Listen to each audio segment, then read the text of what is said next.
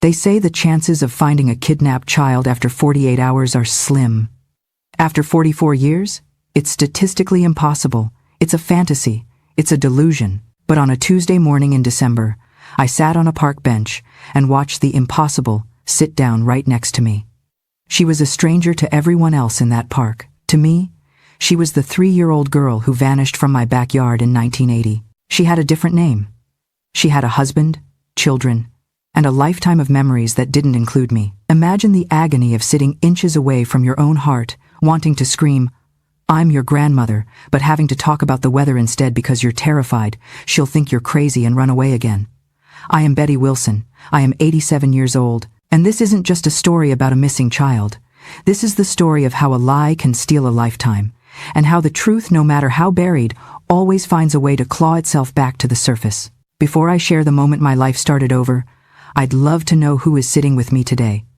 Please, leave a comment below telling me what city or country you are watching from right now. I need you to listen, because if it happened to me, miracles are closer than you think. I was born in Nixa, a small town right next to Springfield, in 1937. My dad, Charles Davis, worked at a lumber mill that was over by the river. My mom, Dorothy, made a living washing other people's clothes. We were 6 siblings and lived in a small wooden house with linoleum floors that my dad had built with his own hands on a small plot of land my grandfather left him. We didn't have much, but we had enough. In the mornings, the smell of freshly baked biscuits mixed with that of the percolator coffee my mom prepared in a pot so old she swore it had belonged to my great-grandmother. Life in those years was simpler, or at least that's how I remember it. On Sundays, we went to service at the First Baptist Church, and afterwards, my dad would buy us ice cream cones at the town square, lime sherbet that left your tongue green and your fingers sticky. My siblings and I would sit on the wrought iron benches that are still there, watching people pass by, listening to the bluegrass band play in the gazebo. Those are memories that shine in my memory like gold coins, little treasures I guard with such care. Because after everything that happened, I need to hold on to the proof that there once were good days, days when the world made sense. I was the second daughter, the one my mom always said was born with a special gift for worrying about others. Since I was little, I spent my time taking care of my younger siblings, making sure everyone had something on their plate, that no one went out without a sweater even if it was warm. My mom told me I was born to be a mother, and she was right, although in a way neither of us could imagine back then. At 16, I met Harold Wilson at a county fair.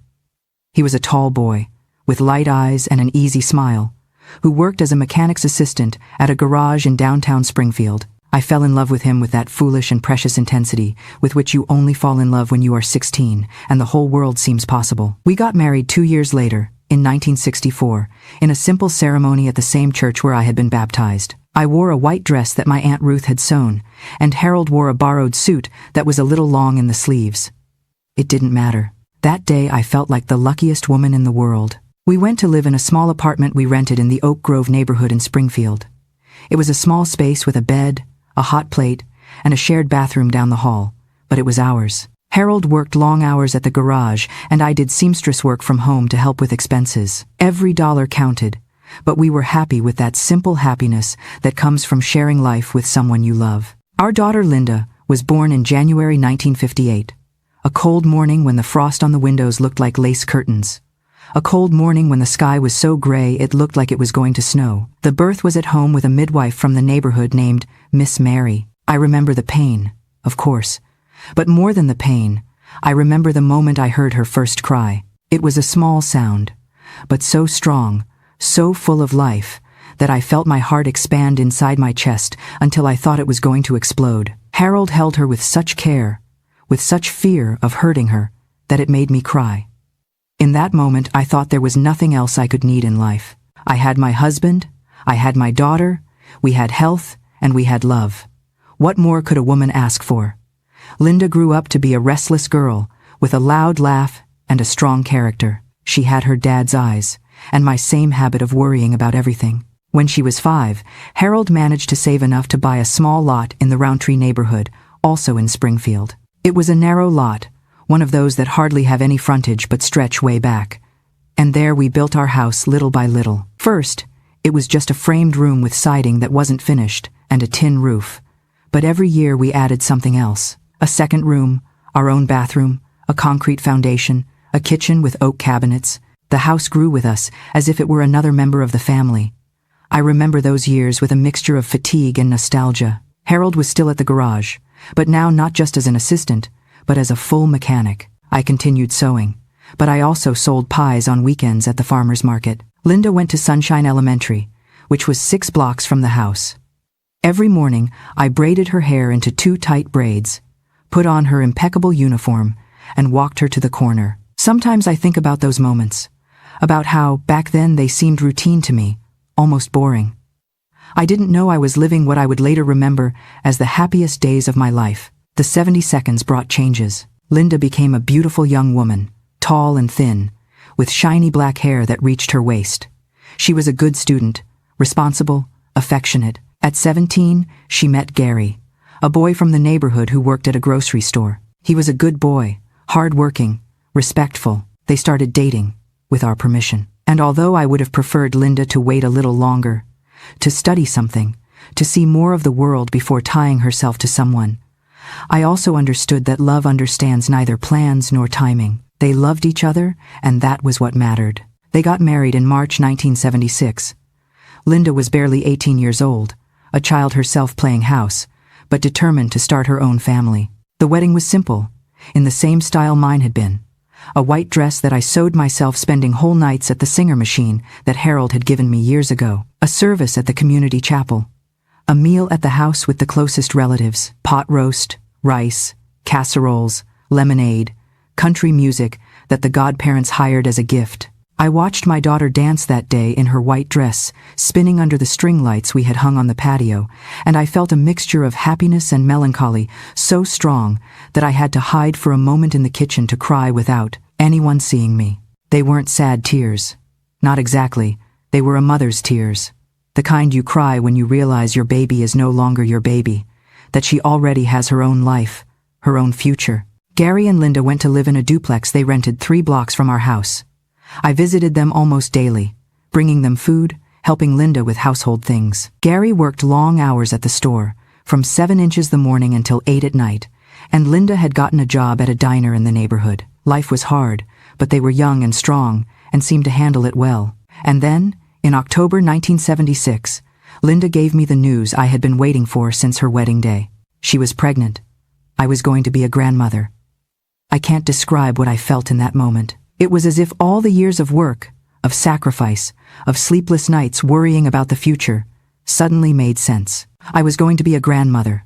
I was going to have a grandson or granddaughter to spoil, to take care of, to give all the love that overflowed from my heart. Harold and I went crazy with joy. We started saving money to buy things for the baby. A wooden crib we found used but in good condition. Blankets that I knitted myself at night. Cloth diapers that I sewed with scraps of soft fabric. Tiny clothes that looked like doll clothes. Every time I folded one of those little garments, I imagined the baby who would wear them, and my heart filled with a joy so big it hurt. Linda's pregnancy was difficult. She had a lot of morning sickness the first few months, and in the last ones, her feet swelled so much she could barely walk. I went to see her every day, made her herbal tea, rubbed her feet, stayed with her when Gary had to work late. I remember one night, when she was 8 months along, she told me she was scared. Scared of the birth, scared of not knowing how to be a mom, scared of not being enough. I grabbed her hands, squeezed them tight, and told her something my mom had told me when I was expecting Linda. I told her that a mother's love isn't learned, that it's born with you the moment your child is born, that it's the oldest and strongest instinct that exists in the world, that she was going to be a wonderful mom because she already loved that baby with all her soul, and that was all that was needed. Grace was born on the 15th of May, 1977, at 3 inches the morning. It was a complicated birth. Linda was in labor for almost 20 hours. I was with her the whole time, holding her hand, wiping the sweat from her forehead, telling her to breathe, that it wouldn't be long, that soon she would have her baby in her arms. When I finally heard Grace's cry, I started crying too. It was a girl, a perfect girl with a head full of black hair and incredibly strong lungs, judging by how she screamed. She weighed 7 pounds, 1 ounce. She was small but strong. The nurse cleaned her, wrapped her in a yellow blanket I had knitted. She passed her to me first before Linda, because my daughter was very tired and needed to be checked over. I held Grace for the first time and felt the world stop. She was so tiny, so fragile, so perfect. She had her little eyes shut tight, and her little hands in tight fists. I gave her a kiss on the forehead, on that soft skin that smelled of new life, and whispered a promise to her. I promised her that I would always take care of her, that I would always be there for her, that I would never let anything bad happen to her. It was a promise I made with all my heart, with all my soul. A promise I broke unintentionally 3 years later, on a morning in March that changed everything forever. The first years of Grace's life were the most beautiful I remember. She was a quiet baby, who hardly cried, who slept well, who was always smiling. Linda and Gary continued living nearby, and I saw Grace every day. I took care of her when they worked, which was almost all the time. I loved everything about her. I loved how her little head smelled after bathing her. I loved how she laughed when I tickled her tummy. I loved how she said my name in baby talk, how she hugged me with those chubby little arms, how she looked for me when she entered a room. When she started walking at 11 months, it was like seeing a miracle. Those wobbly little steps, those falls on her bottom that made her laugh instead of cry, that determination with which she got up and tried again. Grace was special. I'm not saying that just because she was my granddaughter. She was special, truly. She had such a big personality in that tiny body. She was curious, brave, affectionate. By 2 years old, she spoke clearly, with complete sentences that surprised everyone. She said things that made you laugh until your stomach hurt. Once, when she was 2.5, we were at the store, and she saw a man with a very long beard. She stared at him, and then asked me with all the seriousness in the world if that man was Santa Claus, but without his uniform. The people around laughed so much that the man himself ended up giving her a candy. She loved animals. Every time she saw a dog or a cat on the street, she ran towards it without fear, wanting to pet it. I was always behind her, making sure she didn't get close to dogs that looked aggressive. But generally, animals loved her. It was as if they knew she was good, that she was pure. She also loved to sing. She sang all day, songs she heard on the radio, songs I taught her, songs she invented herself. She had a tiny voice, but perfectly in tune. Sometimes I sat her on my lap and we sang together. And those moments were so perfect that I closed my eyes and asked God for time to stop there in that instant of pure happiness. By the time Grace turned 3, in May 1980, she was already the absolute center of our lives. Harold adored her. Gary adored her. Linda was a dedicated, hard-working, loving mom. I was a grandmother who couldn't go a day without seeing her granddaughter, without hugging her, without making sure she was okay. We had a small party for her birthday. We bought a chocolate cake at the Sunshine Bakery. Linda made colored jello. I made rice pudding and iced tea and lemonade. We invited the neighbors, the close relatives. Grace wore a pink dress with white ruffles that I had sewn myself. She looked like a princess. I remember she blew out the candles on the cake with a concentration so serious we all laughed. I asked her to make a wish, and she squeezed her little eyes shut tight, clasped her little hands, and then opened her eyes and told me she had asked for a kitten. We all laughed. I promised her I would get her a kitten. I could never keep that promise because 3 months later, on a Friday in March, Friday the 7th of March 1980, Grace disappeared. That morning started like any other. I got up early, as always, when it was still dark outside, and the only sound was the singing of the first birds. Harold was still sleeping. I went to the kitchen, turned on the gas stove, put the kettle on for coffee. While the water heated, I took out the dough I had left prepared the night before and started making biscuits. The ritual was always the same, taking a ball of dough, flattening it, giving it that shape that is only achieved with years of practice, putting it on the hot baking sheet. The smell of the biscuit rising, that unmistakable aroma, was so familiar I could do it with my eyes closed. Harold got up at 6 like every day. He washed his face at the sink, put on his work clothes, sat at the table. I served him coffee with lots of sugar, as he liked it, and fresh biscuits with gravy. He ate quickly. He was always in a hurry to get to the garage. He gave me a kiss on the forehead, said, "See you in the afternoon," and left. I heard the screen door open and close, his steps moving away down the gravel driveway, the silence that remained after he left. At 7:30, Linda arrived with Grace. That day, she had to work the morning shift at the diner from 8 to 2 inches the afternoon, and I always watched Grace when she worked. Gary had already gone to the store since 6:30. Linda looked tired. She had dark circles under her eyes. She told me Grace had slept poorly, that she had woken up several times crying, that she didn't know what was wrong. The girl was quiet, which was rare for her. Normally, when she arrived, she ran towards me shouting, "Grandma, Grandma," with that excitement that melted my heart. But that day she just hugged my legs and stood there quiet. I touched her forehead to see if she had a fever. It was normal. I asked her if anything hurt. She shook her head, saying no. Linda told me she was probably just tired from the bad night, that surely after breakfast she would perk up. I warmed up a little milk for her, gave her a sweet roll I had bought the day before at the bakery. Grace ate slowly without her usual enthusiasm. I sat with her, stroked her hair, sang a song softly. Little by little she started to cheer up. Her sleepy little face transformed into her usual smile. By the time Linda said goodbye and left for work, Grace was already more like herself. The morning went by normally. We played with her dolls. I read her a story I had of Little Red Riding Hood with color illustrations that fascinated her. We sang songs. Mid-morning, around 10, we went out to the backyard so she could get a little sun. I was washing some dishes at the outdoor sink we used for gardening, and she was playing with a red plastic ball she loved. I heard her laughing, humming, talking to herself as children do when they play. The backyard of our house wasn't very big, but it had its space. It was fenced with a picket fence that Harold had put up himself, almost 6 feet high.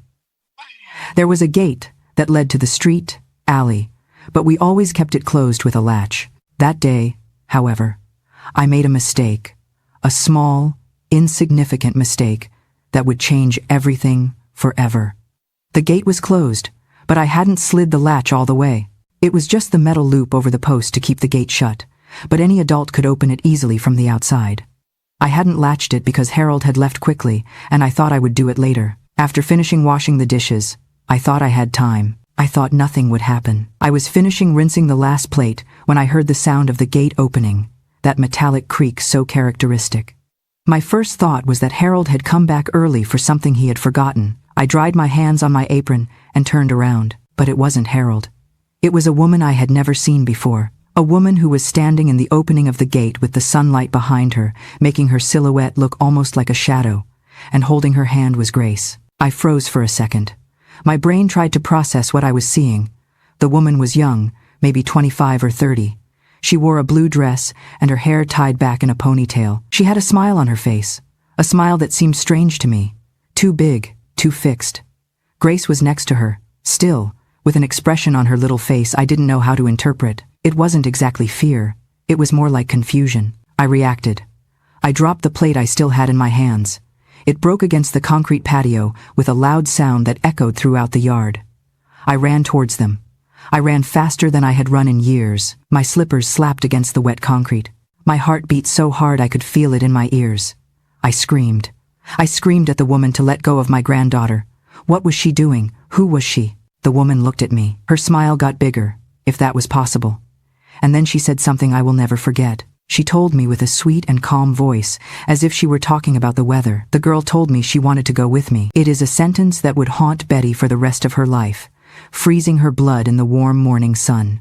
But as she stood there, paralyzed by the stranger's audacity, she didn't know that her race against time was just beginning, and that the finish line was 44 years away. You might wonder why she didn't cry out, why she didn't fight. That's the terrifying thing about evil. It doesn't always look like a monster.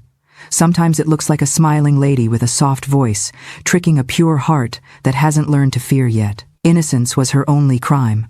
I reached them. I tried to grab Grace, but the woman took a step back, pulling the child with her, and left the yard. She went out to the street. I went out behind her, screaming, calling for help. There was a car parked right outside my house, an old brown station wagon. I don't know what make. The woman opened the back door, put Grace inside with a quick movement, and got in herself too. There was someone else in the car, a man in the driver's seat, but I didn't get to see his face. The car took off before I could do anything. I ran after the car. I ran down the dirt road screaming with all the strength in my lungs. I can still taste the dust from that road. It's a bitter, metallic taste that hasn't left my mouth in 44 years. As the taillights of that brown station wagon faded into the distance, I didn't just lose my granddaughter. I lost my dignity, my sanity, and my daughter's trust. I fell to my knees, clawing at the gravel, bargaining with God. "Take me," I screamed. "Take my house, take my sight, take my life, but bring her back." God stayed silent, and in that silence, a seed of madness was planted. the madness that would keep me walking these streets for 4 decades, looking for a ghost. I screamed so much I lost my voice. The car turned the corner and disappeared. I kept running. I ran until my legs couldn't take anymore, until I tripped and fell on my knees in the middle of the street. I stayed there on the ground with my knees bleeding, my hands full of dirt, unable to breathe, unable to think, unable to process what had just happened. The neighbors started coming out of their houses. Someone helped me up. Someone took me back to my house. Someone went to tell Linda. Someone went to call the police. Everything happened in a blur of screams and tears and voices talking over other voices. I remember scraps. I remember Linda arriving running with her apron from the diner still on. I remember her face when I told her what had happened. I remember her scream. A scream so full of pain it sounded like she was breaking inside. I remember Gary arriving later, pale as a ghost. I remember police officers in my yard asking questions, taking notes, looking at me with that expression that said what no one dared to say out loud, that we would probably never see Grace again. That night I didn't sleep. None of us slept. We sat in the living room in silence, in shock. Linda cried silently, with tears rolling down her cheeks, without making any effort to stop them. Gary had his head in his hands. Harold stared at the wall with empty eyes and I couldn't stop replaying in my mind every second of that morning, looking for the exact moment everything went out of control, blaming myself because it was my fault. If I could trade my life for that 1 second of not sliding the latch, I would have done it 1,000 times over. Regret isn't just a feeling. It's a ghost that sits at the end of your bed and watches you not sleep for 40 years. I was watching Grace. I left the gate unlatched. I wasn't watching her well enough. I lost her. The following days were a nightmare. The police conducted investigations. They came to the house, took photos, asked endless questions. They asked us if we had enemies, if someone had threatened us, if we knew the woman I described. The answer to everything was no. No one had threatened us. We didn't have enemies. I had never seen that woman in my life. The description I gave was vague. Young woman, blue dress, brown hair in a ponytail. It could be anyone. The old brown station wagon didn't help much either. I hadn't looked at the license plates. I hadn't seen the driver. There was nothing concrete to follow. They made flyers with Grace's photo, a photo that Linda had taken just a few weeks before on her birthday. In the photo, Grace smiled with her whole little face, showing those small, even teeth. She wore her pink dress with ruffles. She looked so happy, so alive, so there. We printed hundreds of those flyers, pasted them all over the neighborhood, all over Springfield, in nearby cities. Missing child. Grace Bennett, 3 years old. Missing. The 7th of March, 1980. If anyone has information, please contact. I walked the streets stapling flyers until my fingers bled from the paper. Harold did the same. Linda did the same. Gary did the same. The whole family, all the neighbors, everyone helped. But days passed, and there was no news. 1 week passed, 2 weeks passed, a month passed. The police continued investigating, but it was obvious they had no real leads. They started to suggest delicately that we prepare for the worst. That in cases like this, when a child is taken by strangers, the statistics weren't good. That probably, that maybe, that we didn't want to think about it. But we had to be realistic. I refused to listen. I refused to accept that Grace could be dead. There was no body, no proof. She was alive. She had to be alive. I felt it in my heart, in my bones, in every fiber of my being. My granddaughter was alive somewhere, and I was going to find her. My relationship with Linda changed after that day. She never told me directly, but I knew she blamed me. I blamed myself too, so I couldn't judge her for that. We kept talking. We kept seeing each other. But there was a distance that didn't exist before. A pain so big between us that neither of us knew how to cross. Gary also changed. He became quieter, more distant. Linda's marriage began to crack under the weight of that loss. Grief is a heavy stone, and we were all carrying it differently. Linda couldn't look at me without seeing the woman who left the gate unlatched. I couldn't look at her without seeing the accusation in her eyes, even if she never said the words. Silence can sometimes be louder than a scream, especially when it carries the weight of a lost child between a mother and grandmother. But Betty refused to let this silence become the end of their story. She was about to start a search that would defy all logic and reason. Our house, once filled with the smell of baking biscuits and laughter, became a mausoleum. We moved through the rooms like shadows, afraid to speak, afraid to feel. because if we let the pain in, we knew it would drown us completely. They divorced 2 years later, in 1982. Linda stayed living with us. Gary went to live with his sister in Street Louis.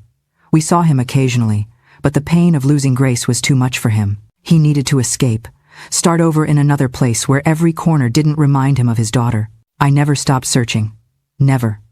During the next 44 years, not a single day passed without me thinking of Grace, without looking for her in some way. At first I searched physically, walking the streets, going to different cities, showing her photo to people. Later, when I was older and my legs couldn't take as much, I kept searching in other ways, looking at every girl I saw on the street, wondering if it would be her, going to the police every month, every year, asking if there was anything new. There was never anything new.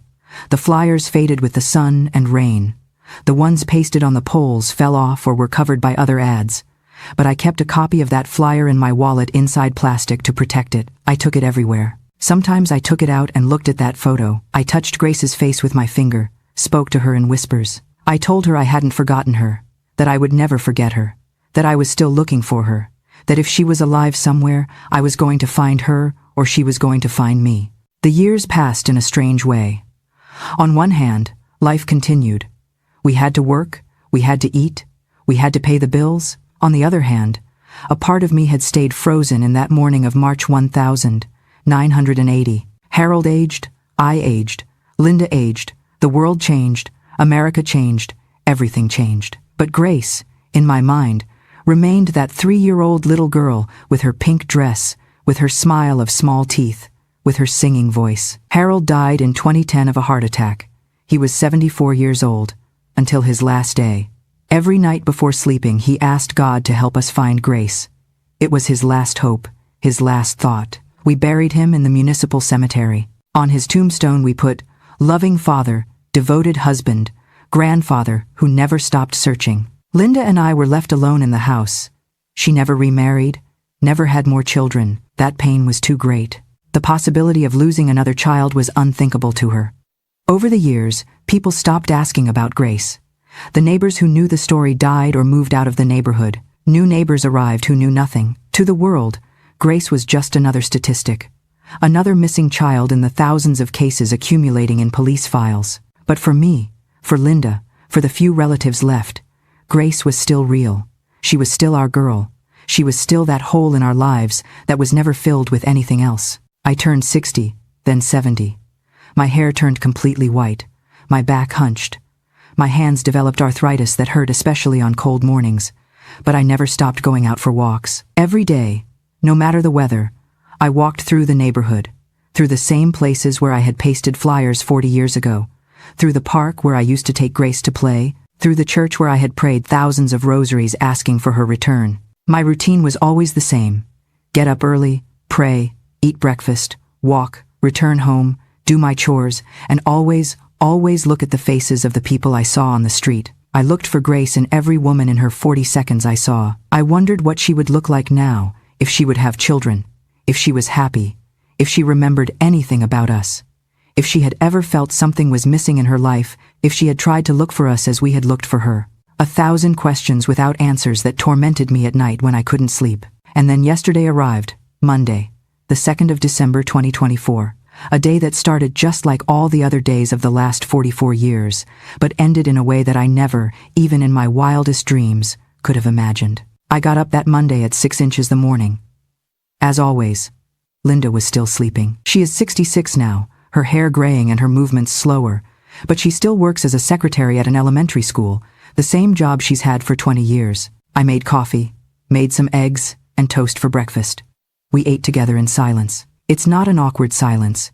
It's the silence of two people who have shared so much pain they no longer need words to understand each other. After breakfast, she went to work, and I washed the dishes, swept the house, fed the stray cat I adopted 5 years ago, and named Buster. At 9 inches the morning, I went out for a walk. The weather was cool, perfect for walking. Springfield in December is nice. The air is clean and the sky is clear. I walked through my neighborhood, greeting the neighbors I know, stopping at Mr. Henderson's store to buy some rolls for dinner. I continued walking towards the neighborhood park. A small park with rusty playground equipment, concrete benches, and some old trees that give good shade. It's the same park where I used to take Grace to play. The same park where she swung on the swings while I pushed her, and she shouted, "Higher, Grandma, higher." I had decided to sit for a while on one of the benches, rest a bit before going home. My knees aren't what they used to be, and I needed a break. I sat on a bench under a large ash tree. I closed my eyes, enjoying the cool wind on my face. I listened to the sounds of the park, children shouting on the playground, dogs barking, the distant noise of cars on the main avenue. They were comforting, familiar sounds. And then I felt someone sit on the other edge of the bench. I opened my eyes and turned to say hello. It was good manners, and that was when my heart stopped, because the woman who had sat next to me was Grace. She was my granddaughter. After 44 years, she was sitting there inches from me. I knew it immediately, with a certainty so absolute I didn't even question myself. I don't know how to explain it. It wasn't just her face.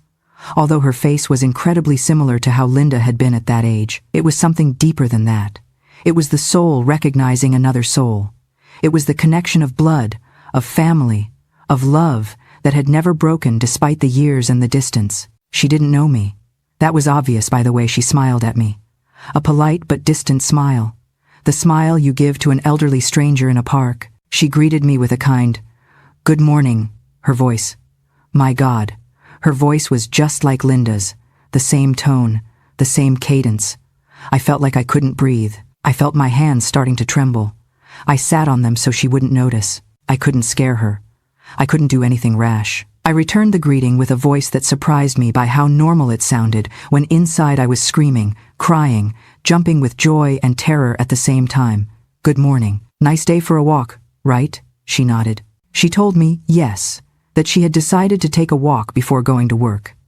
She worked at an accounting office a few blocks from there. She liked walking in the mornings, clearing her mind, enjoying the December weather before the strong January cold started. We talked, or rather she talked, and I listened, trying to memorize every word, every expression, every little detail. She told me her name was Michelle. Michelle Smith. She had lived in Springfield for about 10 years, but had grown up in Kentucky. Her parents had already passed away. She had 2 children, a 1 5-year-old boy and a 1 2-year-old girl. She was married to a man who worked at a lumber yard. He was an accountant. She liked her job, although sometimes it was stressful. She liked cooking, she liked animals, she liked walking. Every word she said was a piece of a puzzle I was frantically putting together in my mind. Michelle, not Grace. They had raised her with another name. Her parents had passed away. The ones who had stolen her, the ones who had raised her, were gone. She had grown up in Kentucky, far from Missouri, far from us, never knowing there was another family that had searched for her desperately for 44 years, never knowing there was another life waiting for her. I looked at her, really looked at her. I tried to do it without being obvious, without making her feel uncomfortable. She was 47 years old, the same age Grace would be. She had black hair, like Grace when she was a baby. She had dark brown eyes like Linda's. She had a small mole on the right side of her neck, the same mole Grace had when she was a baby. I remembered it perfectly because I used to kiss that mole. I used to tell her it was her special mark, her lucky freckle. I asked her, trying to keep my voice casual, if she was born in Kentucky. She told me yes, according to her birth certificate, but that sometimes she had strange dreams, memories she didn't quite understand, memories of places she didn't know if they were real or invented, of a house with a concrete patio, of homemade biscuits, of a voice singing lullabies. She had talked to therapists about this years ago, when the dreams were more frequent. They had told her they were probably just that, dreams, her mind playing tricks on her, but sometimes she wasn't so sure. My heart broke and rebuilt itself, and broke again while listening to her. She remembered, somewhere deep in her mind, in her soul, she remembered pieces of her life with us. She remembered my singing voice. She remembered the patio of our house. She remembered the biscuits, but she didn't know they were real memories. She thought they were fantasies, inventions of her brain. We talked for an hour, maybe more. I lost track of time. She was easy to talk to. She was kind, open, affectionate. She had that same energy Grace had when she was little, that way of making people feel comfortable. She told me about her children, how her oldest son was in high school and having a hard time deciding what to study, how her daughter was a very smart but shy girl, how sometimes she felt overwhelmed with everything, but at the end of the day she felt lucky to have what she had. And I wanted to scream at her. I wanted to tell her who I was, I wanted to tell her who she really was. I wanted to hug her and never let her go, but I couldn't, because how do you tell someone their entire life has been a lie? How do you tell a 7-year-old woman with her own children, with her own established life, that she was stolen when she was 3? I held the grenade of truth in my hands, terrified to pull the pin. Was it love to give her back her history, or was it selfish to blow up the peace she had built? That is the burden of the truth. It sets you free, but first, it shatters you. How do you destroy her world like that? Without preparation, without proof, with nothing more than a hunch from an old woman who could be completely wrong? But I wasn't wrong. I knew it. In my soul, in my bones, in every cell of my body, I knew this woman was Grace. She was my granddaughter. The girl I had lost 44 years ago was sitting there next to me, talking to me about her life as if we were two strangers who met in a park. And the pain of that, of being so close and so far at the same time, was almost unbearable. But then I realized something. I realized I was being selfish, thinking only of my pain, of my need to get her back, to shout the truth at her, because she was okay. She wasn't perfectly happy. No one always is. But she was okay. She had a life. She had children she loved. She had a husband. She had a job. She had friends. She had memories of a childhood with the people who raised her. People who maybe had stolen her, but who had also given her a home, food, education, love. Did I have the right to destroy all that just because I needed her to know the truth? I heard myself saying I had to go, that I had to go back home to prepare lunch. She smiled at me. She told me it had been a pleasure talking with me. I told her the same. She stood up, waved goodbye, and started walking towards the park exit. I stayed seated on that bench watching her walk away, feeling my heart go with her. But then she turned around, looked at me, and asked my name. I told her Betty. Although people call me Betsy, she froze. The color drained from her face as if I had slapped her. She stared at me, her breath hitching in her throat. Betsy, she whispered, the name hanging in the air like a question mark. She leaned closer, her eyes searching mine with a desperate intensity. It's funny. No, it's impossible, she stammered, her voice trembling. When I was a little girl, I used to have these vivid dreams. There was a lady who looked exactly like you, and in the dreams, I called her Grandma Betsy. Science will tell you it's impossible for a 3-year-old to remember a name for 4 decades. But I tell you, love leaves an imprint on the soul that no amount of time, distance, or lies can ever erase. My name was written on her heart before she even knew how to spell it. It's a moment that defies science, proving that some bonds are etched deeper than memory. But as the truth begins to unravel in that park, one burning question remains. Is Michelle ready to accept that the parents she loved were actually her kidnappers? My tears came out before I could stop them, hot and fast. I couldn't control myself. She saw me cry and came running over, asking what was wrong, if I was okay. I wiped my tears with the sleeve of my sweater, but I couldn't look away. She stood there in front of me, looking at me with an intensity she hadn't shown before. She looked at me, her head tilted to the side, a gesture so painfully familiar it felt like a punch to the gut. Do we know each other? She asked, her voice trembling slightly. You've been staring at me as if you've seen a ghost. I gripped the edge of the bench until my knuckles turned white. This was the moment, the precipice. One word could scare her away forever. Not a ghost, I whispered, my voice cracking under the weight of 44 years. A miracle. I reached into my purse, my hands shaking violently, and pulled out the plastic-wrapped flyer I had carried since 1980. The edges were worn, the paper yellowed and fragile. I handed it to her without a word. She took it, confused. I watched her eyes scan the faded photo of the 3-year-old girl in the ruffled pink dress. I watched her breath hitch. I watched her hand fly to her neck, covering the exact spot where that little girl had a mole.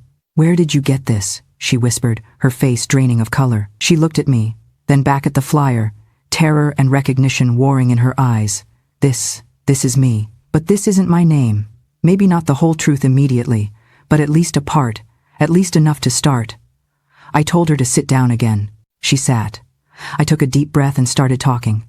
I told her that 44 years ago, my 3-year-old granddaughter had been taken from my house by a strange woman. I told her we had never found her, that I had searched every day of my life since then. I told her that today, when she sat next to me, I felt in my heart that she was my granddaughter. That I know it sounds crazy, that I know I have no proof, but that I am as sure of this as I am that the sun came up this morning." She looked at me with wide eyes. She said nothing for a long moment. I could see 1,000 emotions crossing her face: confusion, disbelief, fear, curiosity, hope. Finally, she spoke. She asked me how old my granddaughter was when she disappeared. I told her 3 years old. She asked me what year. I told her in 1980, in March. She stayed silent again. And then she told me something that confirmed what I already knew. She told me her birth certificate says she was born in May, 1977 inches, Kentucky. But that her parents, the ones who raised her, never showed her photos of her as a baby. They told her they had lost them in a flood, and that the few memories she had of her very early childhood didn't match the stories her parents told her. I asked her if she had her birth certificate with her. She said no, but she had it at her house. I asked her with my heart in my throat if she would be willing to take a DNA test with me, to clear up doubts, to know for sure. She didn't answer immediately. I could see she was processing, thinking, trying to decide. Finally she nodded. She told me yes, that she wanted to know the truth, that all her life she had felt something didn't fit, that something was missing, that if there was a possibility, however small, that I was really her grandmother. She wanted to know. And then, in that moment in the park, with the December sun warming us, with children playing around us, not knowing they were witnessing a miracle, she asked me what my granddaughter's name was. I told her Grace, her name was Grace, and she started to cry. She told me her paternal grandmother, her husband's mom, was named Grace, and that when she had her daughter, she had wanted to name her Grace, but her husband said that name seemed old-fashioned. They ended up naming her Mia.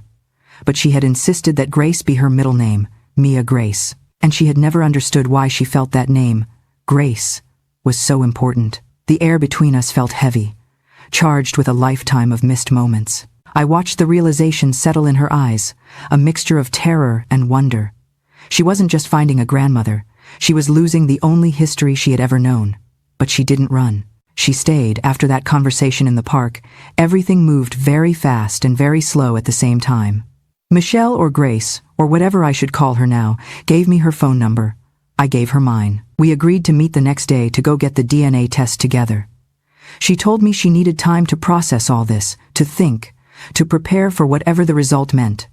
I understood perfectly. I told her to take all the time she needed, that I had waited 44 years. I could wait a little longer. When I got home, Linda was still at work. I sat in the living room, in the same armchair where I had sat that night in March 1980, when the police told us there was little hope of finding Grace. I stayed there in that armchair trembling, not from cold, but from emotion, from fear, from hope, from 1,000 things I couldn't name. When Linda came home an hour later, she found me crying. She got scared. She thought something bad had happened. She thought I was sick, or something had happened with a relative. I told her everything. I told her about the woman in the park, about how I knew immediately it was Grace, about our conversation, about the DNA test we would take the next day. Linda looked at me as if I had gone crazy, and maybe I had a little. Maybe 44 years of pain make you a little crazy, make you see things that aren't there, make you believe in impossible miracles. But I didn't care. I was sure, and I needed Linda to be too. I showed her a photo because it turns out before Michelle left the park, I asked her to take a picture together. I told her it was because I was old and liked having photos of new people I met, just in case my memory failed. It wasn't the whole truth, but it wasn't a lie either. She accepted. She stood next to me, put her arm around my shoulders, and I took out my cell phone. That cell phone Linda had given me 2 years ago, and that I barely knew how to use. And we took a selfie, a photo where our two faces were seen together. My 7-year-old face full of wrinkles and life, her mature 7-year-old face, still beautiful, still young. I showed the photo to Linda and saw how her face changed. I saw how her eyes filled with tears. I saw how her hand trembled when taking the phone to see the photo closer, because Linda saw it too. She saw what I had seen. She saw her daughter in that face. She saw the same eyes, the same shape of the nose, the same smile. She saw Grace, her baby taken from her when she was 3. Her baby who was now an adult woman with her own children. Her baby who had been alive all this time, living a completely different life just miles away. Linda cried. She cried like I hadn't seen her cry in years. They weren't tears of pain, although there was pain too. They were tears of relief, of hope, of something that resembled happiness, but was also mixed with so much complication it had no name. I told her the next day we would meet Michelle at a private lab to take the test. I asked her if she wanted to come. She said yes, she had to come. She needed to see her with her own eyes. That night neither of us could sleep. We stayed sitting in the living room talking until the sun came up. We talked about Grace, about what she was like when she was 3. We talked about what it had been like for Linda to lose her, how that guilt that never completely left felt, that feeling she had failed as a mother by not being able to protect her daughter. I told her that was ridiculous, that she had no guilt, that the fault was mine for not locking the gate, but she told me the same, that I had no guilt, that the only guilt belonged to the people who had taken her. We talked about what it would be like if it really was her, about how we would tell her, about how she would react, about if she would want to be part of our lives or if she would prefer to continue with the life she knew. We talked about her children, our great-grandchildren, who didn't even know they had another family. We talked about her husband, about how he would handle this information. There were so many unanswered questions that my head was spinning, but amidst all that uncertainty, there was a certainty that kept me anchored. I had found her. After 44 years, I had found her. The next day, Tuesday, December 3, we met Michelle at a clinical lab downtown Springfield. Linda and I arrived first. We were so nervous we arrived half an hour early. We sat in the waiting room on uncomfortable plastic chairs, watching people pass. Nurses in their white uniforms, patients coming in and out, the smell of disinfectant that hospitals and labs always have, the sound of footsteps echoing on the tile floors. Everything felt surreal, as if I were living in a dream. Michelle arrived on time.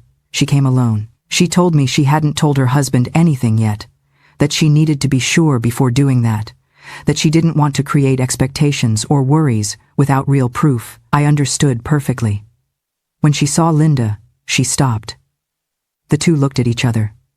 It was one of the most intense moments I have witnessed in my life. A mother looking at her daughter after 44 years, a daughter looking at who maybe was her mother without knowing for sure. The resemblance between them was undeniable. They had the same height, the same build, the same skin tone, the same expressive eyes. Linda approached her, extended her hand. Michelle took it. They introduced themselves with that strange formality that only exists when two people who should know each other intimately meet as strangers. "Hi, I'm Linda. Hi, I'm Michelle. Nice to meet you. The pleasure is mine." Everything felt artificial, like acting in a play where no one knew their lines well. The DNA test process was fast. They took us to a small room. A lab technician explained the procedure. They would do a buccal swab on the 3 of us. They would take samples of cells from our cheeks, process them in the lab. The results would be ready in 5 to 7 business days. We could pay extra to have them in 3 days. Linda took out her credit card immediately. She said she would pay whatever was necessary to get the results as soon as possible. The technician did the procedure with each one. It was painless. It was just feeling a swab gently scraping the inside of my cheek. The same with Linda, the same with Michelle. The samples were labeled, documented, stored. They gave us a receipt with a tracking number we would use to check results online. And that was it. After 44 years of searching, of pain, of unanswered questions, everything came down to that. To 3 swabs with cells, a tracking number, waiting 3 days. We left the lab, stood on the sidewalk, the 3 of us together, not knowing very well what to say. Traffic passed by us. People walked hurriedly with their own business, not knowing they were passing by a miracle, or at least what could be a miracle if the results came out as I expected. Michelle asked us if we wanted to go get some breakfast. She said since we were there, we could take the opportunity to get to know each other better, to talk more.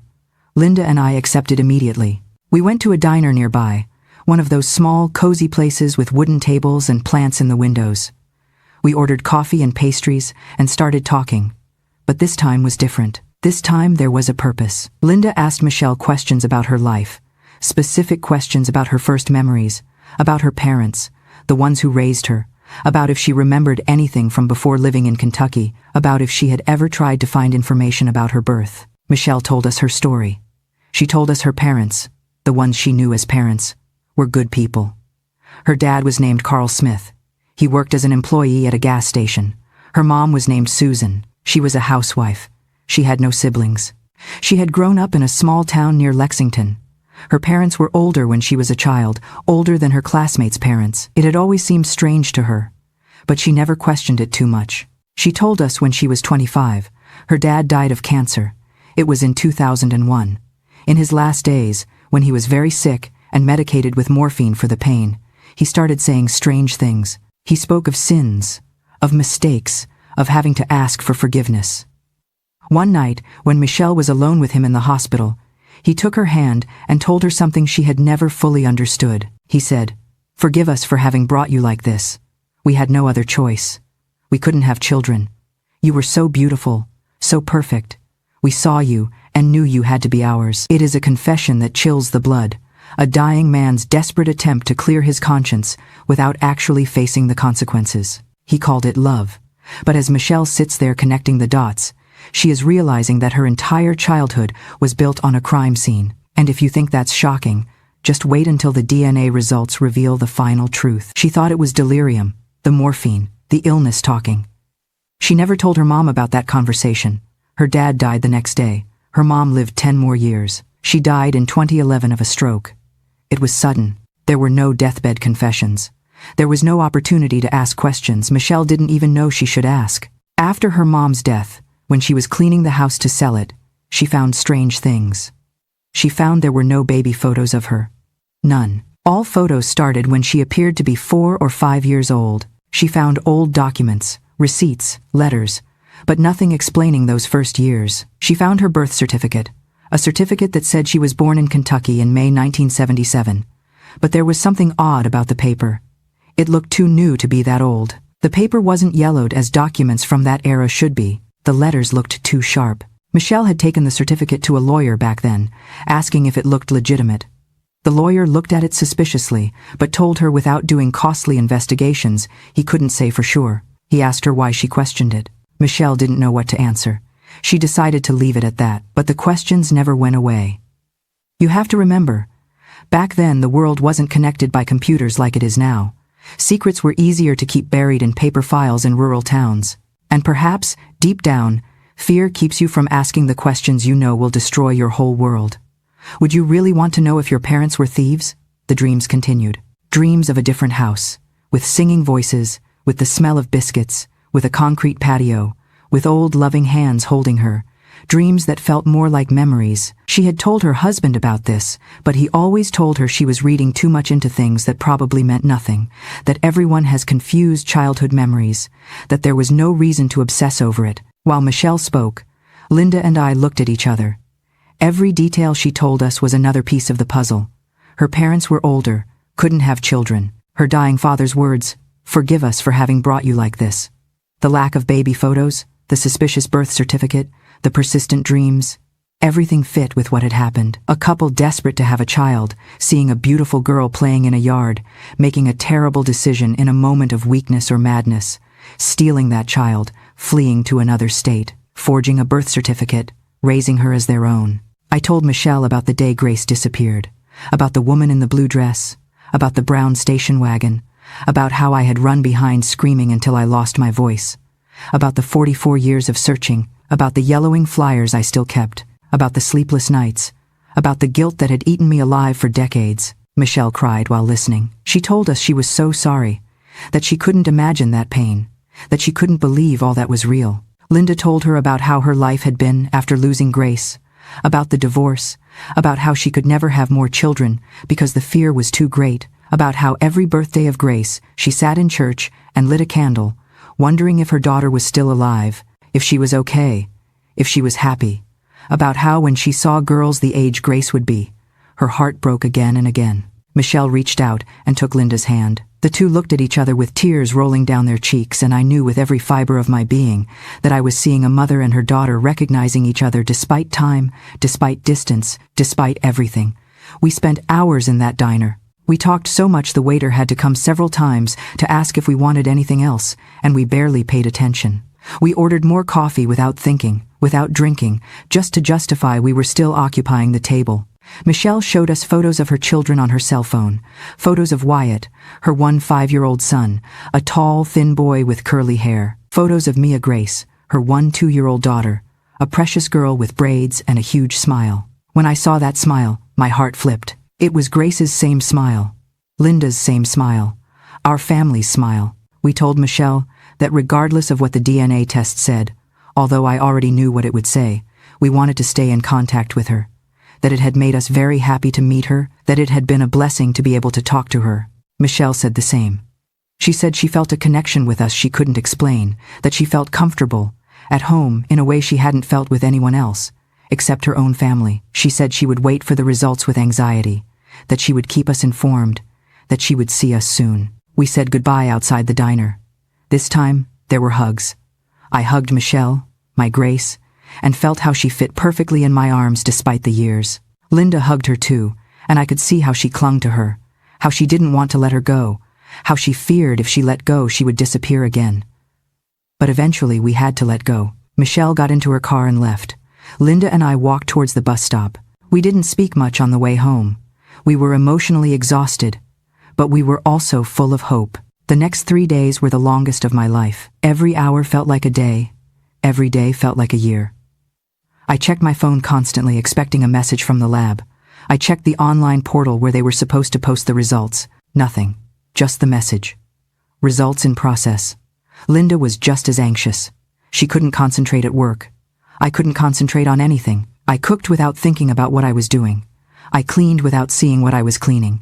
My mind was completely occupied thinking of Grace, of Michelle, of the results that would confirm what I already knew. Michelle sent us messages. Short but meaningful messages. Good morning, how are you?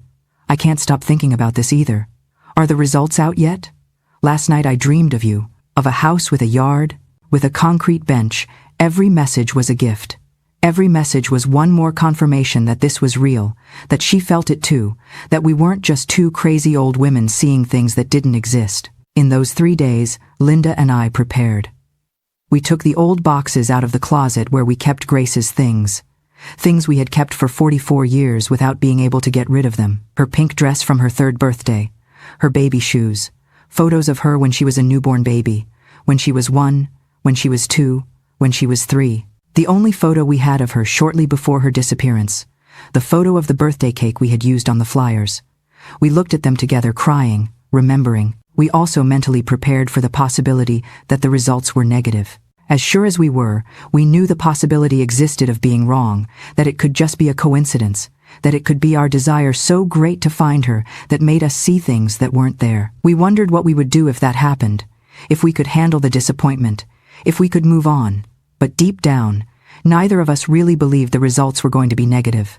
We knew, in our hearts, in our souls, we knew. On Friday, December 6, 3 days after taking the test, the email arrived.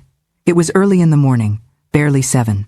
I was awake because I hardly slept with the anxiety. My cell phone made that sound it makes when an email arrives. I took it with trembling hands. I saw the sender's name, Center Clinical Labs Subject, DNA Results Case 2847. My heart beat so fast I thought I was going to faint. I opened the email. There was a link to the portal where I could see the results. I clicked. The page loaded slowly, or maybe it just felt slow because every second stretched like an eternity. And there it was, a PDF document. I opened it. I saw numbers, percentages, technical terms I didn't fully understand. But at the end, in big clear letters, was the conclusion. Probability of biological relationship grandmother-granddaughter between Betty Wilson and Michelle Smith. 99.99%. That number, 99.99%, isn't just a statistic.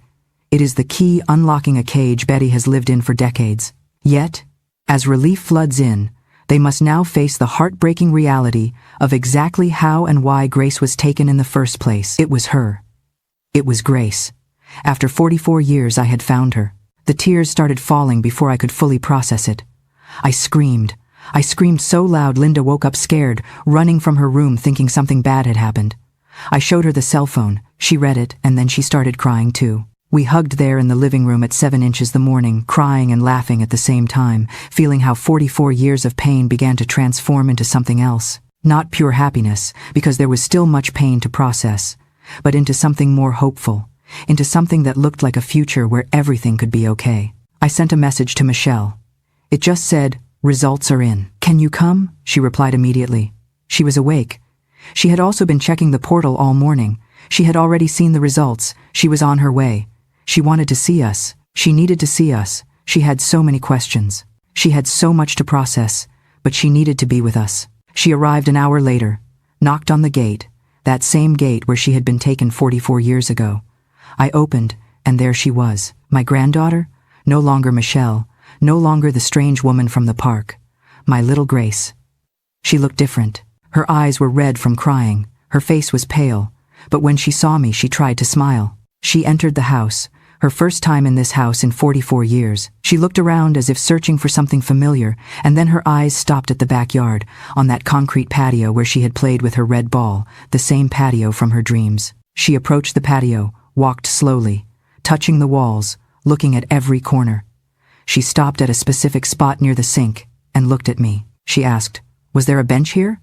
A small concrete bench?" I told her yes, there had been a bench there, but Harold had removed it years later because it was breaking. She nodded, touched the floor with her foot as if measuring, and then told me, "I played here. I sat on that bench and sang, 'You listened to me from the kitchen. Sometimes you came and sat with me, and we sang together. It was true. It was exactly what we used to do.'" How could she remember that after so many years?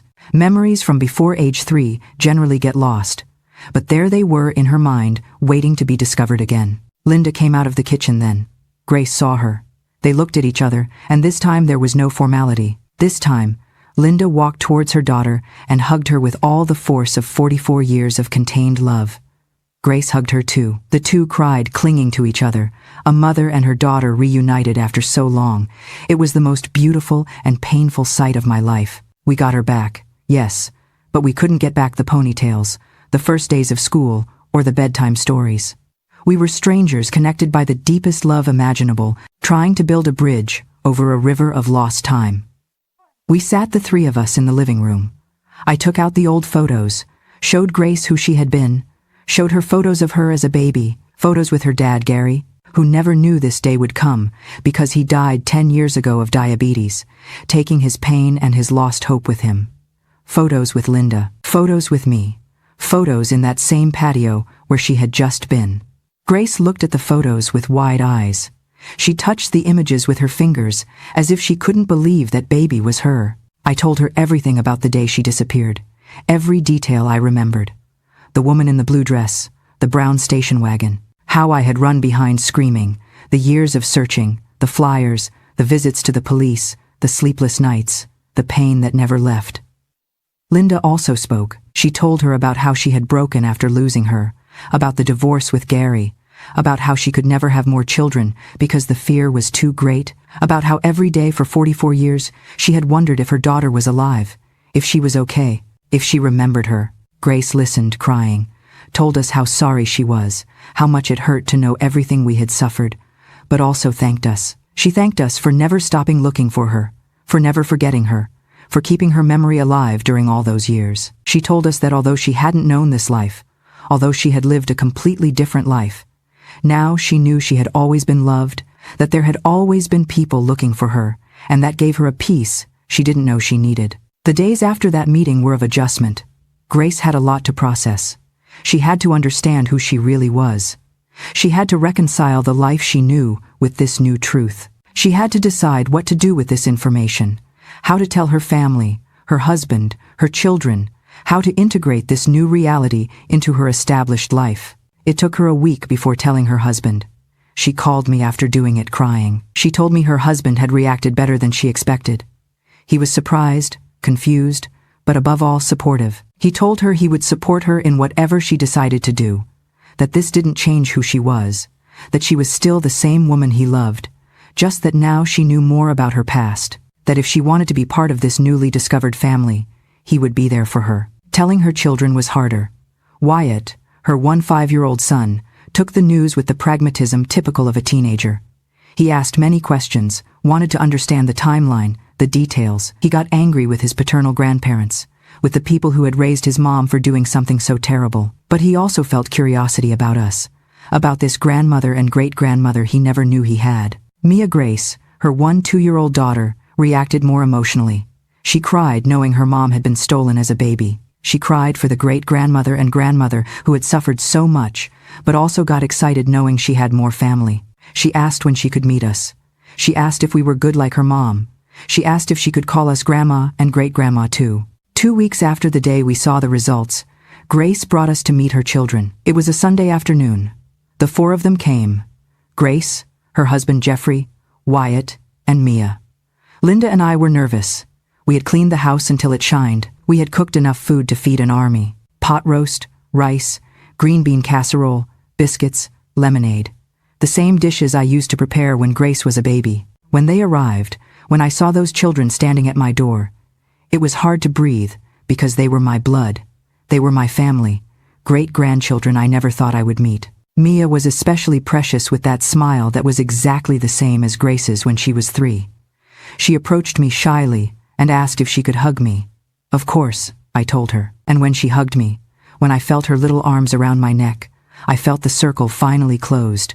That 44 years of pain finally made sense because they had led to this moment. We ate together, talked, laughed, cried.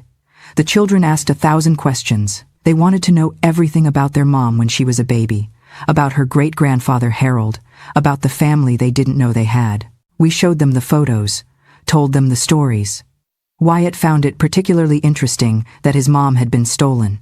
He said it sounded like a movie. Mia wanted to know if I could teach her how to make biscuits like the ones we were eating, because according to her, they were the best she had tasted in her life. Jeffrey, Grace's husband, was a quiet and kind man.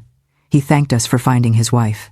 He told us he had noticed in the last 2 weeks a change in her, that she seemed more at peace somehow, that there was a light in her eyes he hadn't seen before, that knowing the truth about her past, although painful, had liberated her in some way from those questions that had always haunted her. After that day, we established a routine. Grace came to visit us 2 or 3 times a week. Sometimes she brought the kids, sometimes she came alone, sometimes she just spent an hour, sometimes she stayed all day. Little by little, she started telling us more about her life, about what it had been like growing up with Carl and Susan Smith, about how now that she knew the truth, she could see all the signs she had ignored, the whispered conversations that stopped when she entered the room, the way her parents were overprotective to the point of being paranoid, the way they never had many family photos, the way they avoided talking about their family history. She told us she had confronted the only relative of the Smiths still alive, an aunt who lived in Lexington. The aunt finally confessed the dark truth. Carl and Susan hadn't just found a child, they had hunted one. Driven by their selfish inability to conceive, they prowled neighborhoods looking for an opportunity, stealing a life to fill the void in their own. They erased her name, erased her history, and built their happiness on the ashes of our destruction. They watched her grow up, laugh, and play, never once caring that a mother in Missouri was slowly dying of a broken heart.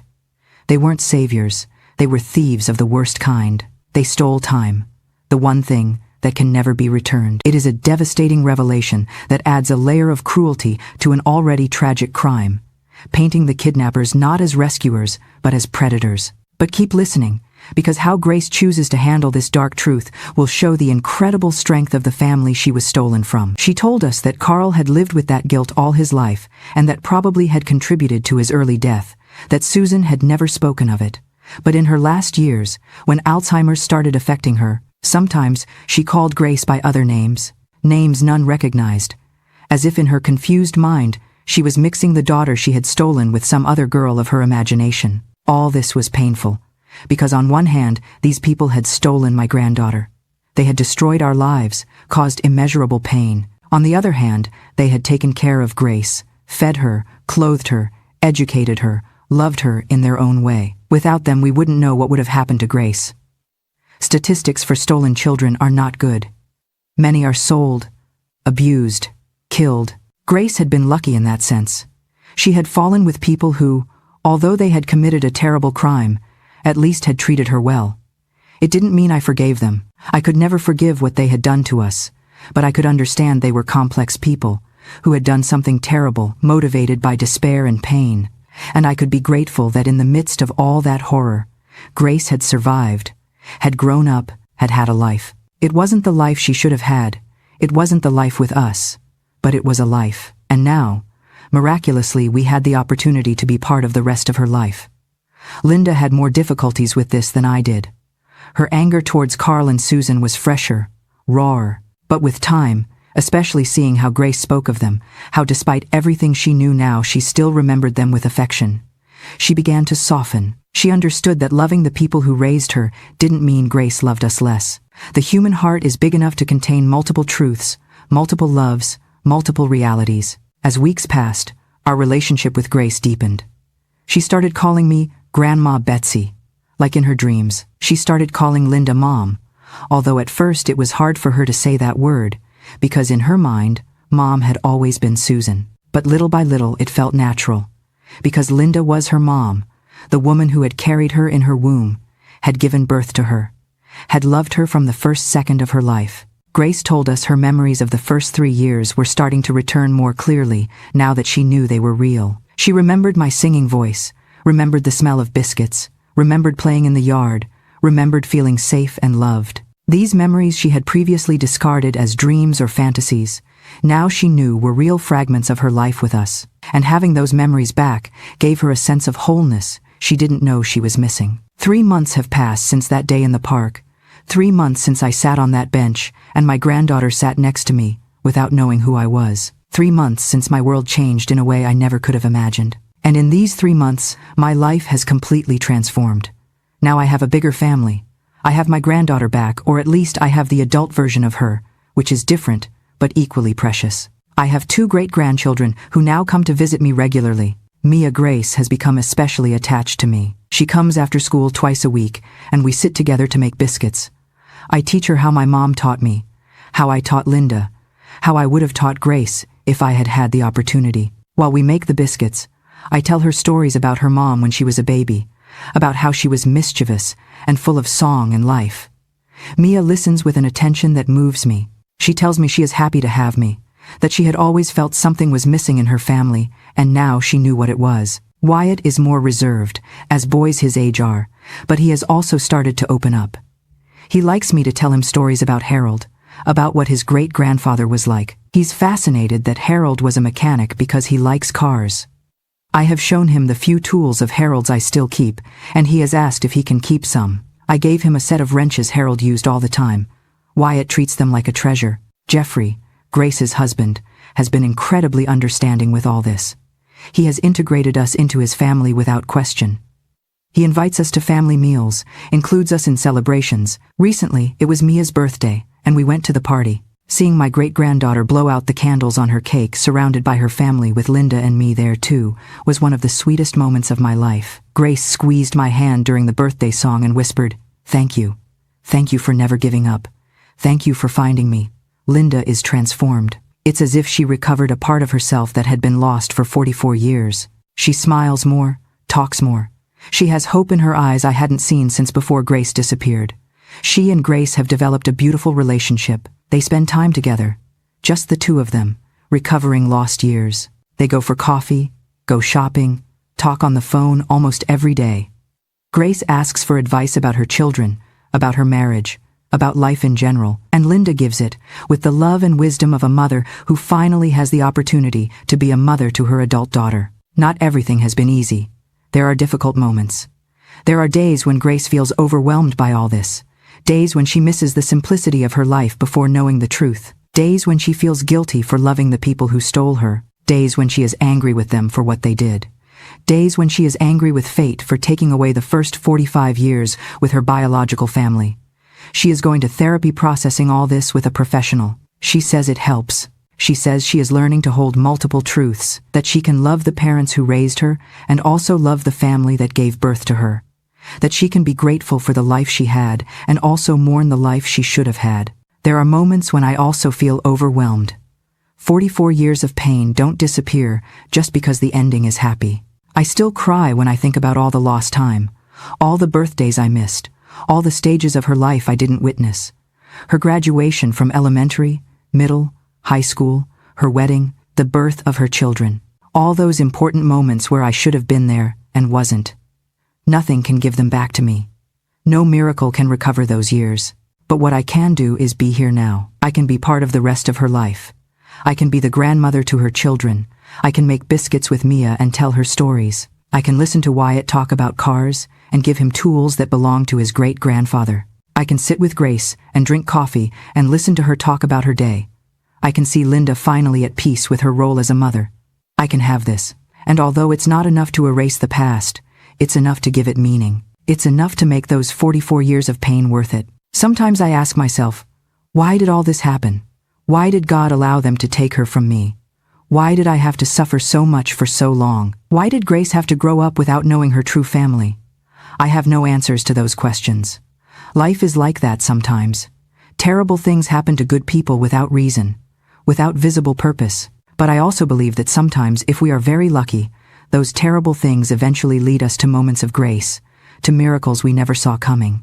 Because finding Grace after all this time, after everyone told me to forget her, to move on, to accept she was gone forever, finding her alive, healthy, with a beautiful family, with a full life, that is a miracle.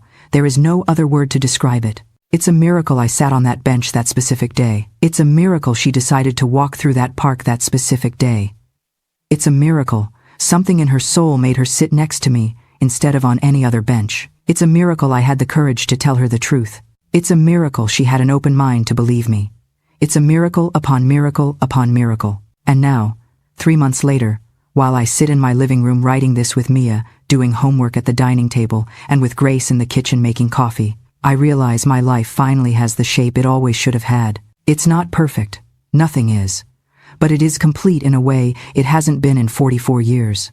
The hole in my heart, that hole shaped like Grace, is finally filling. Not completely, because nothing can return those lost years, but enough so I can breathe without that constant weight in my chest. Enough so I can look towards the future with something more than pain. If you have walked this long road with me, from that terrible morning in March 1980 to this moment of grace in December 2024, thank you. You are part of my family now. Before you go, I have a small favor to ask. If this story warmed your heart, please leave a like. It helps more than you know. And don't just listen and leave, dear. Please, subscribe and share your thoughts in the comments. Your words might be the exact comfort someone else scrolling through needs to read today. We are all in this together, so please, share your heart with me below. By sharing this video, you might reach someone who has given up, someone who needs to know that miracles happen, that love is never forgotten, and that family always finds a way back home, even after 44 years. At 87, I've learned one truth. It is never too late.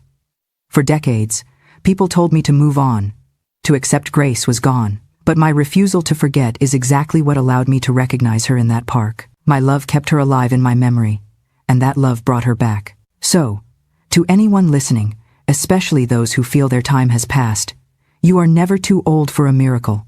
You are never too old to find what was lost. I am 87, and I just got my granddaughter back. I just met my great-grandchildren. My life has just begun again. If I can find happiness after walking through hell for 4 decades, believe me, so can you. Thank you for listening. Thank you for loving us. Remember, as long as there is life, there is hope. Love always finds its way back home. Goodbye, and never, ever lose hope.